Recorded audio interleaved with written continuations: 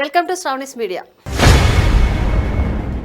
ఆంధ్ర మొత్తంలో కొద్దో గొప్ప జనాభా పెరిగిన ప్రాంతాలు విశాఖపట్నం, కర్నూలు, వైజాగ్ మొత్తం ఉత్తరాంధ్రను ఆదుకోగలిగింది. హైదరాబాద్, బెంగళూరు ఊతంతో కర్నూలు కొంత అభివృద్ధి చెందింది.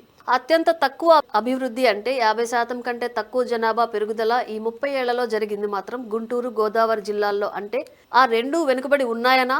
అలా అనలేం. కానీ అక్కడి నుంచి ఎక్కువ జనాభా వేరే ప్రాంతాలకు తరలిపోయింది అనొచ్చు.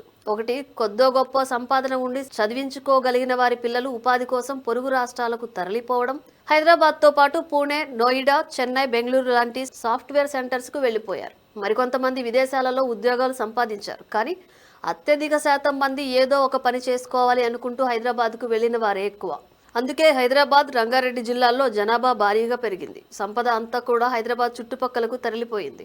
అక్కడ ఇల్లు కొనుక్కుని స్థిరపడడం అనేది జీవితకాల భాగ్యం అనుకుంటూ 30 ఏళ్ల కాలంలో పుట్టిన వారందరూ అక్కడే స్థిరపడ్డారు.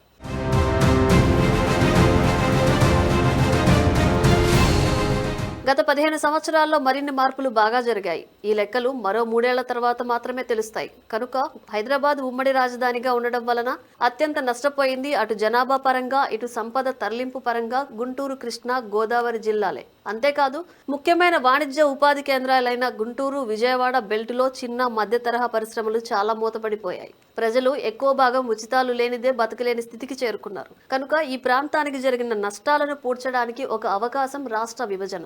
అసంబద్ధ విభజనతో అత్యధిక నష్టం కలిగిన ఈ గుంటూరు, గోదావరి జిల్లాల ప్రజలకు సరైన న్యాయం జరగాలి. కానీ రాష్ట్ర విభజన తర్వాత చట్టపరంగా ఆంధ్రాకు దక్కిన ఐఐటి, ఐఎస్ఆర్, డిఫెన్స్ రంగాల పరిశ్రమలు, కియా లాంటివి రాయలసీమకు వచ్చాయి. ఐఐఎం, పెట్రోవర్సిటీ లాంటివే కాకుండా కొద్దో గొప్ప సాఫ్ట్వేర్ జాబ్స్, రైల్వే జోన్ లాంటివి విశాఖ ప్రాంతానికి వచ్చాయి. కానీ మధ్యలో ఉన్న ప్రకాశం నుంచి గోదావరి జిల్లాల వరకు కొత్తగా ఏమాత్రం అభివృద్ధి ఛాయలు కనిపించలేదు. ఉన్న రోడ్లు పాడయ్యాయి. వ్యవసాయంలో వాడే రసాయన ఎరువులు, పురుగు మందుల వలన వస్తున్న అధిక క్యాన్సర్ జబ్బుల కోసం ఎయిమ్స్ మాత్రమే మంగళగిరిలో వచ్చింది.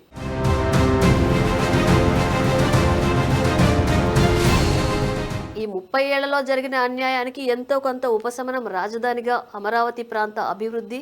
ఏ పేరు పెట్టుకున్నా సరే అభివృద్ధి మాత్రం ఈ ప్రాంతం మొత్తానికి అవసరం. దానికి ఫోకల్ పాయింట్ గా అమరావతి అభివృద్ధి అనివార్యం. ఏపీ సిఆర్డీఏ రీజియన్ ప్రాంతం మొత్తం ఔటర్ రింగ్ రోడ్డుతో అతి తక్కువ కాలంలో దేశంలోని మిగిలిన అభివృద్ధి చెందిన పట్టణ ప్రాంతాల స్థాయికి చేరుకునే సదవకాశం కలిగింది. ఒక 2-3 తరాలు వెళ్లిపోయాయి. ఇక్కడ ఉండి పుట్టి పెరిగే నేటి తరం అయినా సరే వేరే ప్రాంతాలకు వలస వెళ్లకుండా ఇక్కడే స్థిర నివాసం ఉండాలి అంటే ప్రణాళికాబద్ధమైన అభివృద్ధి జరిగి తీరాలి. అటు ఉత్తరాంధ్ర, ఇటు రాయలసీమలో పారిశ్రామిక అభివృద్ధి జరుగుతోంది. ఈ మధ్య ప్రాంతానికి జరిగిన అన్యాయం సరిదిద్దే క్రమంలో అమరావతి అభివృద్ధి అనివార్యం. ఈ ప్రాంతం మొత్తం అభివృద్ధి చెందాలి అంటే ప్రతిపాదిత ఔటర్ రింగ్ రోడ్డుతో పాటు గుంటూరు, అమరావతి మధ్యలో అధునాతన ఎయిర్పోర్ట్, రవాణా హబ్ ఏర్పాటు జరగాల్సి ఉంది. మచిలీపట్నం ఓడరేవుకు కనెక్టివిటీ ఇప్పటికే కేంద్రం చేపట్టింది. తీర ప్రాంత అభివృద్ధి నమూనా కూడా మచిలీపట్నం నుంచి రామాయపట్నం వరకు ఒక పారిశ్రామిక వాడను సృష్టించబడటం అనేవి ఈ ప్రాంత ఆధునిక జీవనానికి నాంది ప్రస్తావన మాత్రమే.